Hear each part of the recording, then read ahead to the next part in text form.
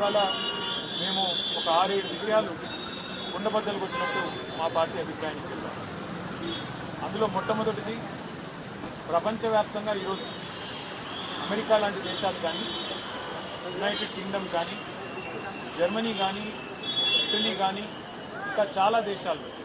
ఇవాళ electronic voting మెషిన్లు కొంతకాలం ప్రయోగాలు చేసినా దాని నుంచి వచ్చిన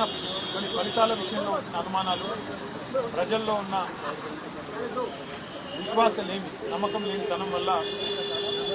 ఓటింగ్ మెషిన్లు వద్దనుకొని పేపర్ బ్యాలెట్కే ఈ దేశాలన్నీ కూడా మళ్ళీ తిరిగి వెనక్కి వెళ్ళిపోయింది. మేము ఎన్నికల కమిషన్ కోరింది ఏమంటే,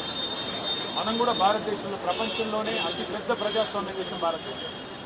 140 కోట్ల జనాభా కలిగిన దేశం, మరి దాదాపు 100 కోట్ల ఓటర్లు కలిగిన దేశం. మరి ఇట్లాంటి దేశంలో ఏదో ఈ మెషిన్ల వల్ల ఏదో నష్టం జరుగుతున్నది, నేను వేసిన ఓటు నేను అనుకున్న వారికి పోవడం లేదు అనే అభిప్రాయం ఉంటే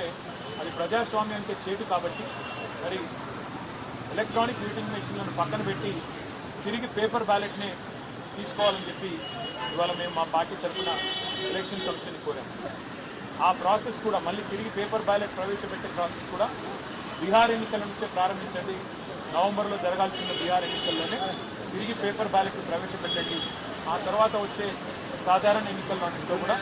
ఖచ్చితంగా మళ్ళీ పేపర్ బ్యాలెట్తోనే నిర్వహించాలని చెప్పి కూడా మా పార్టీ తరఫున కుండబద్దలు కొట్టినట్టుగా మా అభిప్రాయం చెప్పారు. అట్లాగే ఎన్నికల్లో పార్టీలు ఇచ్చే హామీ, ఎన్నికల్లో పార్టీలు ఇచ్చే అడ్డగోలు వాగ్దానాలు, ఈరోజు తెలంగాణను ఎగ్జాంపుల్గా తీసుకుంటే కాంగ్రెస్ పార్టీ ప్రజలకు అరిచేతిలో వైకుంఠం చూపెట్టి 420 హామీలు ఇచ్చి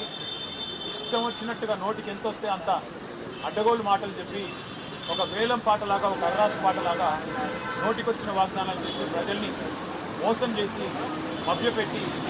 ఓట్లు సంపాదించింది. మాకంటే 1.8% ఓట్లు ఎక్కువగా సాధించి ఇవాళ ప్రజల్ని 100 రోజుల్లోనే అన్ని వాగ్దానాలు అమలు చేస్తామని చెప్పి గ్యారంటీ కార్డులు ముద్రించి చివరికి స్టాంప్ పేపర్ల మీద అఫిడవిట్లు కూడా మరి ఇచ్చి ప్రజల్ని ఎట్లా వంచిందో, గుడిలో దేవుడి ముందు కూడా బాండ్ పేపర్లు పెట్టి ఎట్లా వంచినారో ప్రస్తుత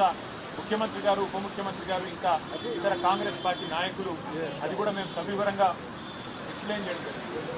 ఎన్నికల్లో ఇచ్చిన మేనిఫెస్టోకి రాజకీయ పార్టీలు కట్టుబడి ఉండకపోతే తప్పకుండా వారిని శిక్షించాల్సిన బాధ్యత కూడా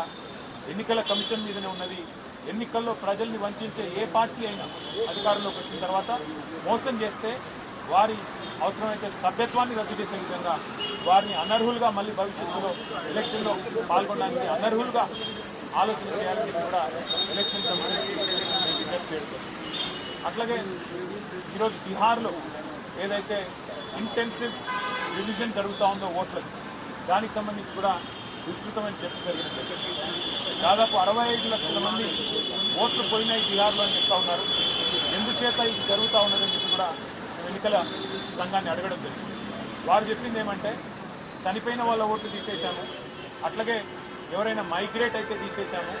అట్లాగే ఎవరైనా రెస్పాండ్ అవ్వకపోతే తీసేసినాము, అట్లాగే ఎవరైనా ట్రేస్ చేయలేకపోతే వారి తీసేసినాము తప్ప ఎక్కడ ఏమి ఇబ్బంది లేదని చెప్పారు. మేము ఎన్నికల కమిషన్కి ఈరోజు మా పార్టీ తరఫున చెప్పింది ఏమంటే, రివిజన్ అనేది చేయాల్సిందే, తప్పేమీ లేదు, కానీ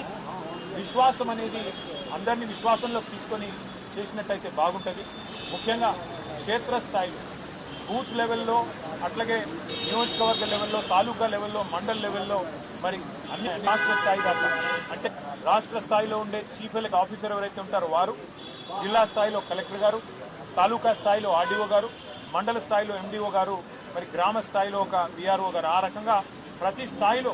అఖిల పక్షాన్ని ఇన్వాల్వ్ చేసి, అన్ని పార్టీలు ఇన్వాల్వ్ చేసి మీరు కనుక ట్రాన్స్పరెంట్ ఎవరెవరు ఓట్లు తీసుకున్నారు, ఉదాహరణకి ఒక ఊరిలో ఒక 100 ఓట్లు పోతున్నాయనుకో, ఏ 100 ఓట్లు పోతున్నాయి, ఏ కారణంతో పోతున్నాయి, ఎంతమంది చనిపోవడం వల్ల తీసేసినారు, ఎంతమంది అక్కడి నుంచి వేరే దేశానికో వేరే పట్టణానికో మరి మైగ్రేట్ కావడం వల్ల తీసేసినారు, అది పారదర్శకంగా